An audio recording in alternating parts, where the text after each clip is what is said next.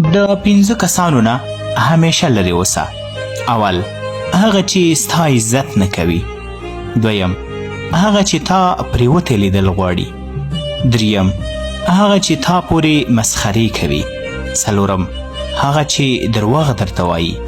پنځم، هغه چې تا د خپل مقصد لپاره کاروي.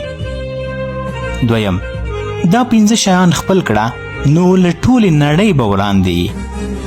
اول، په یوازې ځان بې حده محنت وکړه چې د نتیجې په لیدلو سره یې خلک ګوته په غاښ شي. دویم، خپلې اړیکې پراخې کړه. د غټو غټو خلکو سره خپلې اړیکې جوړې کړه.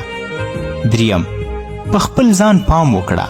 ښایسته کالي اغونده، جیم ته ځه، ځکه څوک چې لیدل کیږي همغه خرڅیږي. څلورم، په خپل کار کې دومره ماهر شه چې خلکو ته هغه کار ډیر اسانه ښکاره شي، مګر څوک چې یې کول غواړي هغه درته لاس په نامه ودرېږي. پنځم، خپل راتلونکی پلان ځان سره پټ وساته. خپل هدف مه ښکاره کوئ. خپل کار په دومره خاموشۍ سره وکړه چې ستا بریا یو ناڅاپي شور جوړ کړي.